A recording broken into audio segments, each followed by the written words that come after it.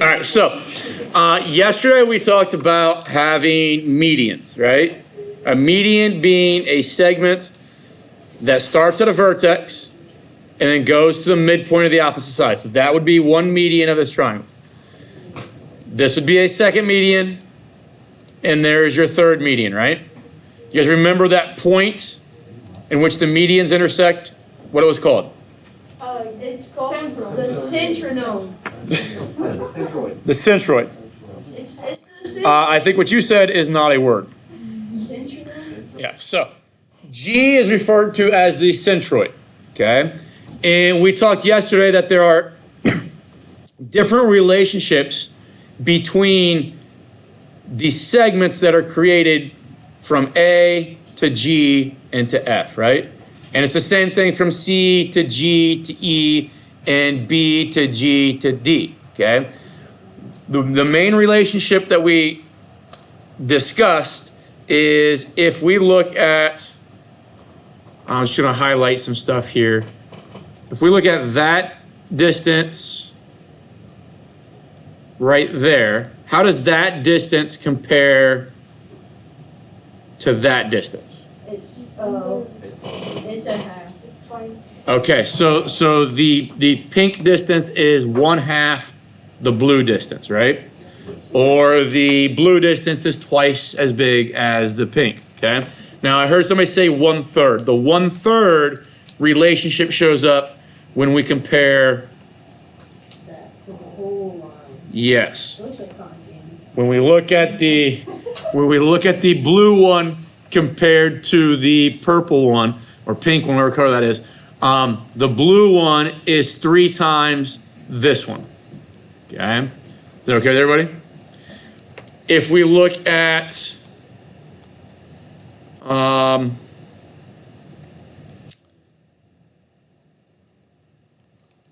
that yellow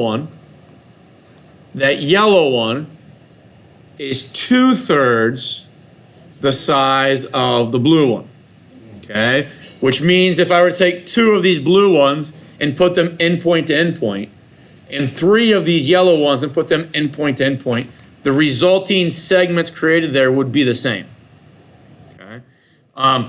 So those were the relationships we talked about yesterday. We also talked about the centroid being kind of the balance point of the triangle. So if we go up to the smart board and take like an X-Acto knife and cut out that plastic on that smart board of that triangle, you could balance that triangle on G and it would be parallel to the ground if you balanced like your finger and put it underneath G. Does that make sense? Okay.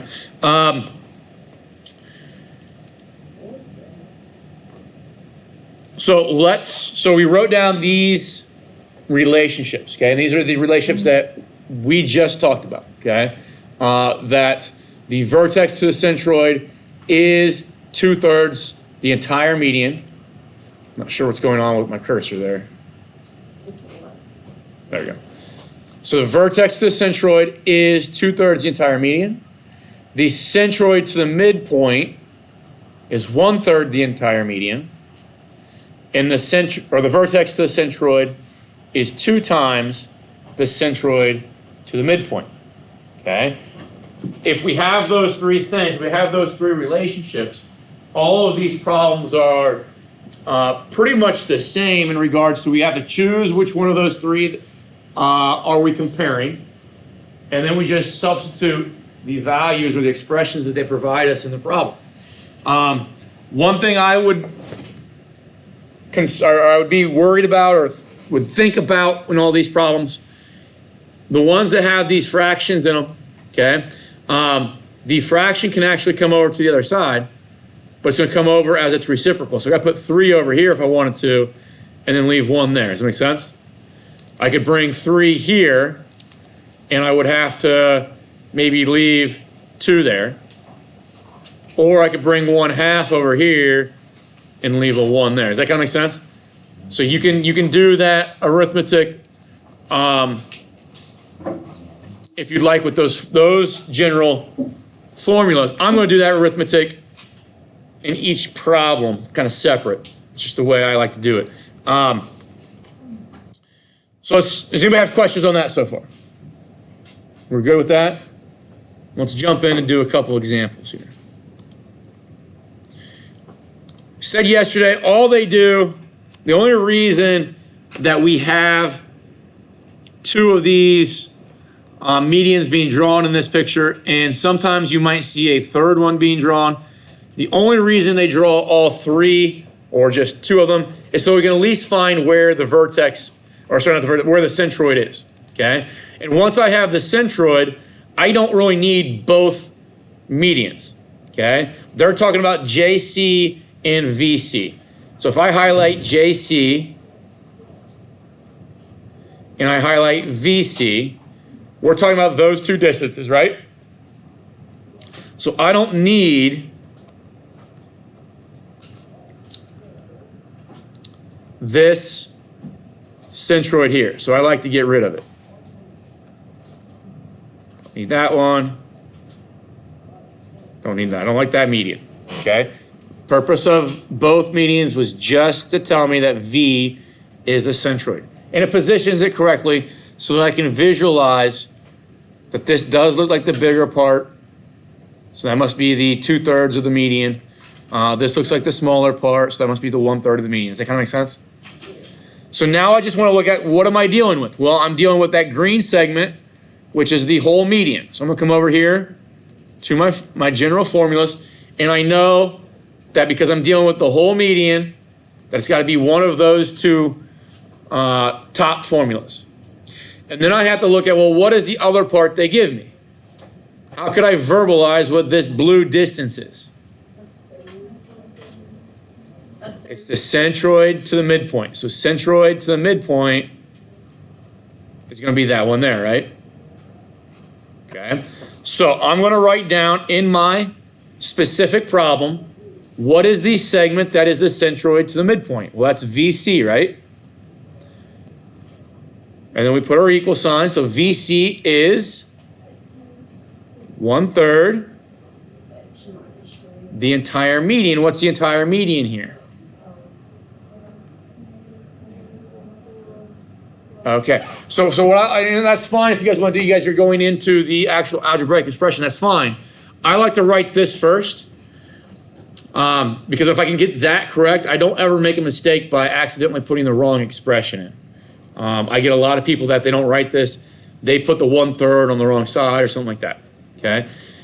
If I'm going to do this, or if I put the expressions in first, I want to get rid of that 1/3, right? How can I get rid of that 1/3? Multiply everything by 3. Multiply everything by 3. So it's going to give me 3 VCs is equal to 1 JC, right? So now I can make the substitutions. 3 times x minus 3 equals JC, which is -4 plus 2x. Okay, so if I have that equation, what do I need to do first? Distribute. Would there ever be a situation where maybe distributing is not the first thing I do? Yeah. When? If there's parentheses before that. Well, usually they're going to look like this. So let's say 100% of the time we get something that looks like this. Would it ever be okay to divide both sides by 3 like this? I mean, yeah, That would be okay, right? But what's he going to give me over here? it's going to give you an improper function. Right, so it's going to be -4/3 plus 2/3 x, right? That's kind of nasty. But what if this was a 6 and this was a 12? Then it would be all right. Then it would be okay, because then because then 6 and 12 are multiples of 3, right? So I always think ahead a little bit, because I know that there's two options that I can go through to solve this equation. I can either distribute or divide both sides by 3. Well, I'm only going to divide both sides by 3 if everything over here is a multiple of 3. Okay. In this case, obviously we don't have that, so I am going to distribute. So we get 3x minus 9. Okay, so what are you going to do next? Then you would substitute, bring it over. Okay, so I'm going to add 9 to both sides. And subtract 2x from both sides.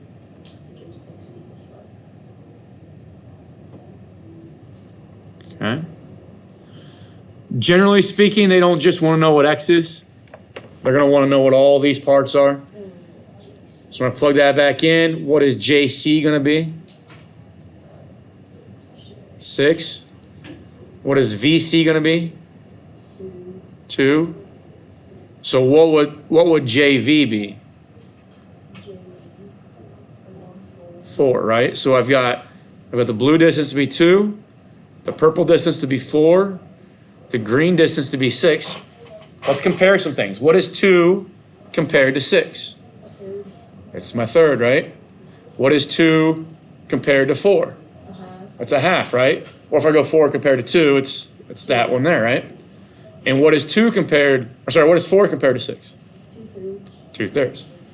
If we've done this correctly, we should always get those 3 comparisons back. Now, you might get them in their reciprocal form. So instead of getting 2/3 back, maybe you get 3 halves back. You might get 3 back instead of 1/3, just depending on the order that you compare them. That kind of make sense? Why don't you guys take a minute going through those 2 examples from yesterday and today, see what you can come up with on that one.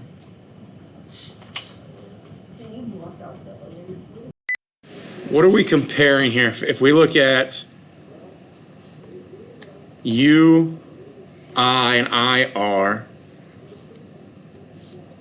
basically, so every time that we do these, I like to write UI equals IR. Now, they're not equal. They're definitely not equal. I've got to put a coefficient out in front of one of these. So which coefficient am I going to use if I'm comparing UI and IR? Okay, so where are you going to put the 2? Okay, so you're saying UI is 2 IRs. Does that kind of make sense to everybody? And that's correct, okay? My number one issue that I see when just going through the last 10, 12 years of teaching, people put 2 on over here and say 2 UIs is 1 IR, and that would be incorrect, right? I always want to reread this and say UI, and when I see the equal sign, is 2 IRs. And then look at the picture. Does that make sense? If I take 2 IRs, does that equal 1 UI? That would make sense visually, right? So now it's just a matter of plugging in UI, which is 3x, and then 2 IRs. Distribute. Okay, so now x will end up being 2, right? So if x is 2, what's UI? 6. What's IR? 3. So UI was 6. IR is 3. What is U to R? U to R is 9. What's 3 compared to 9? 1/3. What is 6 compared to 9? 2/3. And what's 3 compared to 6 or 6 compared to 3? 1/2 or 2. We okay with that? All right, let's scroll down.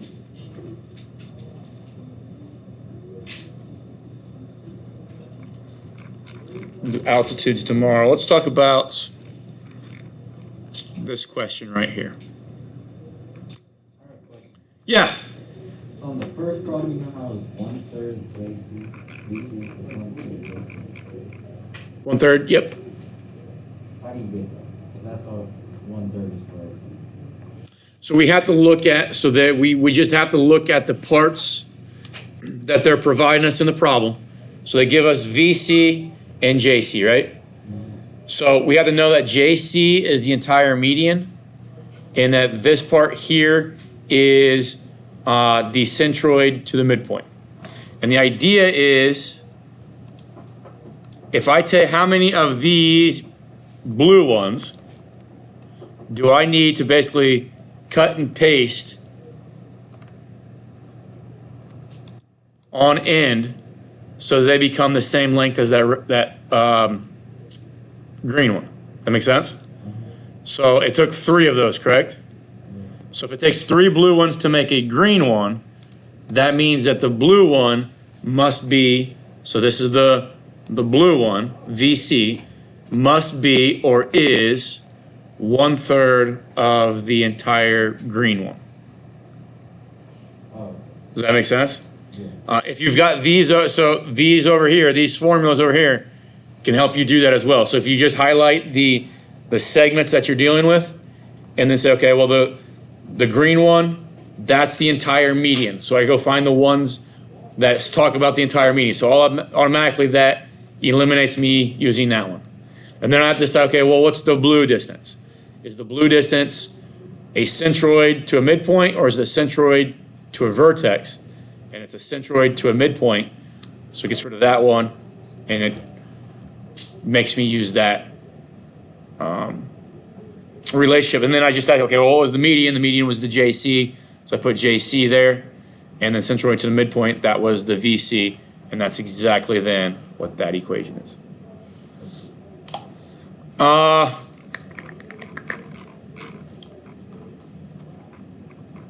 Let's do this one. Okay, I want to do this one. Let's do it 2 different ways, and then we'll be done.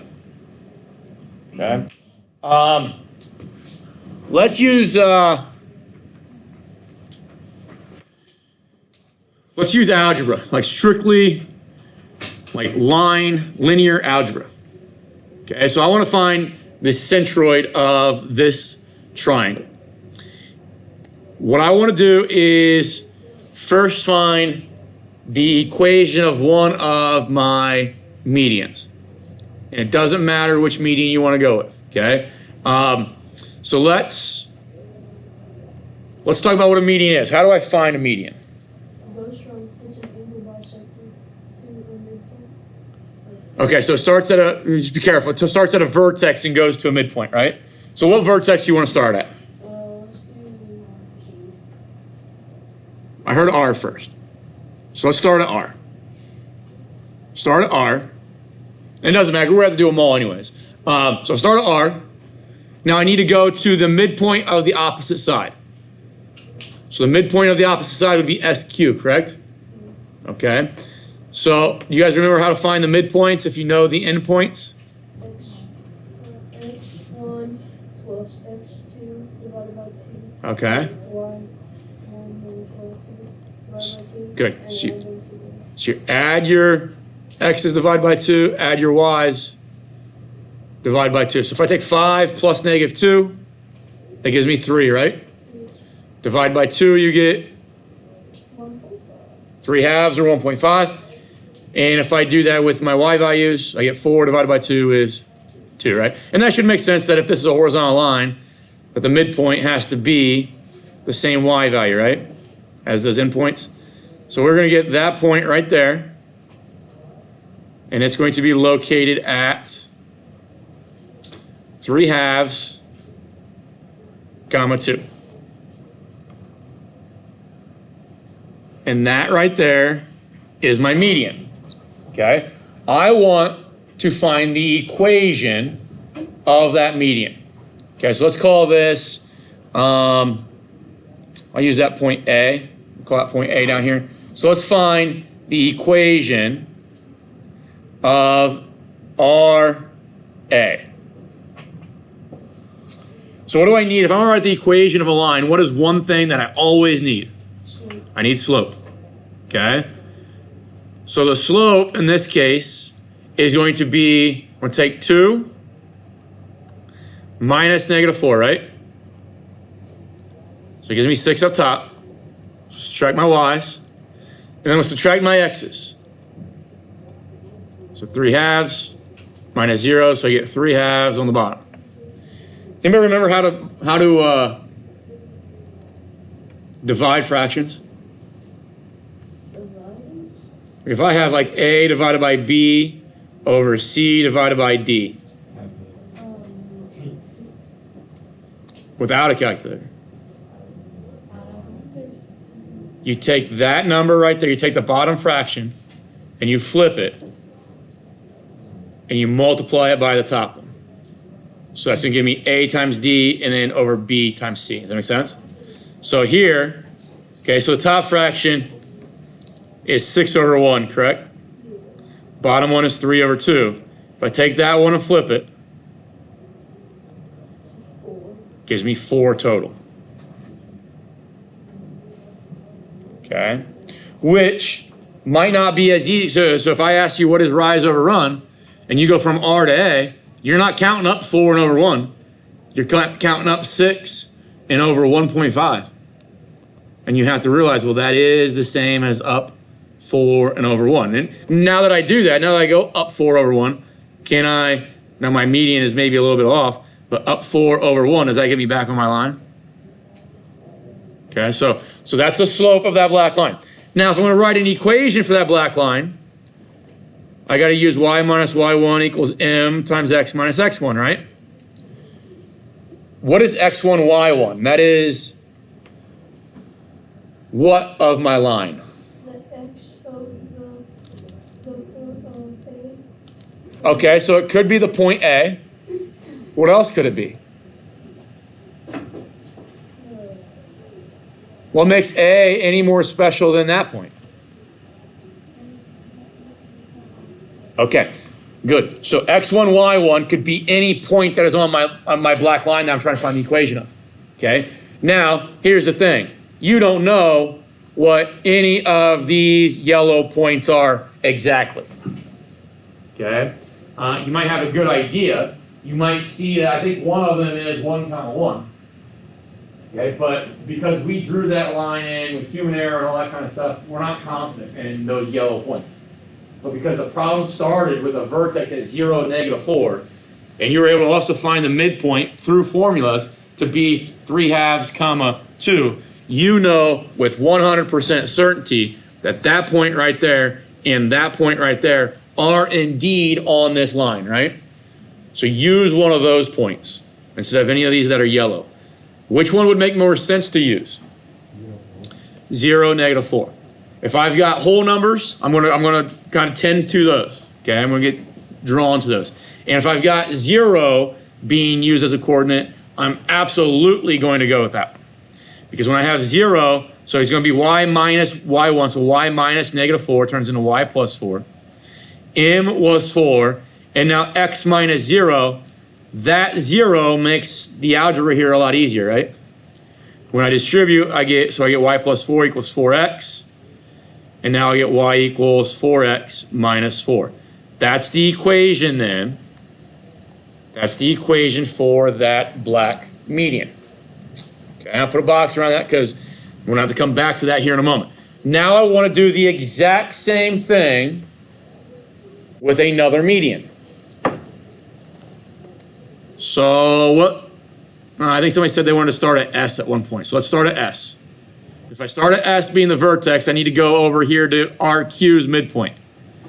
Okay, so RQ's midpoint, I'm going to take the x's, add them together. Divide by 2, right? So it gives me 5/2.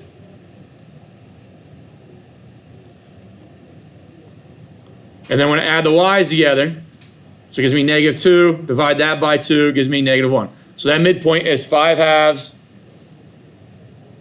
-1. Yeah, you put the point in the wrong spot. It should be down there. Huh? The point on the You didn't do that? RA, it should go down there. It should be 0. So, No, that point was a point that was on my line. That point was not my centroid. That's what you're seeing, right? Yeah, so you're seeing here the way I've graphed this, that the point for my centroid is probably 1, 0, right? Okay, but we don't have confidence and we don't want to guess because that could be completely wrong based on human error and all that kind of stuff with these lines that we drew in. So I want to come up with the actual equation. So now I want to find the slope. Can you redo that one? Then just how you got that? How I found that? Yeah. So so I'm trying to find the midpoint of that green line right there, right? So all you do then is you add the x values together and divide by 2. So that's where I got the 5/2. And then you're going to add the y values together, which would give me -2, and divide that by 2, and that's where you get the -1. So now, writing the equation, let's call that point down here B. If I want to write the equation of SB, I've got to go y minus y1 equals m times x minus x1. Well, in that, okay, I need an x1, y1, so I'm going to argue that x1, y1 that I want to use is that one, because that's a whole number, right? Both of them are whole numbers. I want to try to stay away from 5/2. And now, do I know the slope of that line yet? No, so let's find that slope. So finding that slope would be that y value of 2 minus this y value of -1. And we'll then divide that by this x value of -2 minus then this x value of 5/2. So what's 2 minus -1? 3. What is -2 minus 5/2? 7/2. Close. Wait, you said 2? Yeah, so -2. And I think what you did was 2. 9? So it's going to be -4 over 2 minus 5 over 2, so negative 9/2. And now if I want to actually do that division, it's going to be 3 over 1 times 2 over -9. That gives me what? 6 over -9. What's that reduced to? -2/3. There's my slope. Okay. So we're going to use y minus y1 equals m times x minus x1. The y1, like I said, I'm going to use this 2 up here. I'm going to use that point S. So y minus 2. And m is -2/3. X minus x1. x1 being that -2. So that's going to become plus 2. So now we get y minus 2 equals -2/3 x. Got to distribute to -2/3 x minus 4/3. Okay. Now I'm going to add 2 to both sides. This will be -2/3 x minus 4/3 plus 2. If I'm going to add those two things together, I need a common denominator, right? 2 is the same thing as 6/3, correct? So I'm going to have y equals -2/3 x plus 2/3 when I add those two things together. Now, that was messy. It's unavoidable. Fractions are going to be unavoidable when we deal with lines. Now that we've got those two equations, what we're going to do is set them equal to each other. Okay? If these two lines intersect, in which they do, that means that at the point that they intersect, those two y values are the same. Does that make sense? And if those two y values are the same where these lines intersect, then the rules, the algebraic rules that generate those y values have to be the same. So what we do is we take 4x minus 4 and set that equal to -2/3 x plus 2/3. What would you multiply everything by here to get rid of the fractions? 3. So I get 12x minus 12 equals -2x plus 2. What are you going to add to both sides? 12. You're going to add 12 to both sides, so I get 12x equals -2x plus 14. Now what are you going to do? Subtract. Or Add 2x, so I get 14x equals 14, right? So x equals 1. X is 1. If x is 1, you're going to plug back into one of your other equations that you had to find y. I think it's best to plug back into that one there. If x is 1, then y is 4 times 1 minus 4. What would y be? 0. 1 comma 0 is that centroid. Is that okay with everybody? Now, why didn't time that? Think about this. All of that, yes, all of that for that one point. Remember yesterday, we talked about finding that centroid by doing what with that number? That number, and that numnumber. Adding all the x's and dividing them. Okay, add them up, divide by 3. So if I add those up and divide by 3, what do I get? 2 plus 5 is 3, plus 0 is 3. Now divide by 3, I get 1. Okay, so I get an x value of 1. Now what do you do with your y values? Add them and then divide. Add them up. So 2 plus 2 plus negative 4 is 0. Divide that by 3. 0. To give me the same ordered pair for that centroid. So, You see how much more efficient? So that in a nutshell, think about this. That in a nutshell is what mathematics is all about. Because without that property of being able to add the coordinates and divide by 3, you have to go through all of this linear algebra garbage that we went through, right? Okay. So mathematics in a nutshell is that we learn these properties, these theorems, these definitions, and all these relationships so that we can minimize having to do all of that work. That's all mathematics is, okay? Developing rules and relationships that guarantee us true results, but not having to go through all the brute force algebra, okay? On a test or quiz, use whichever one you want to, okay? No homework this evening. We were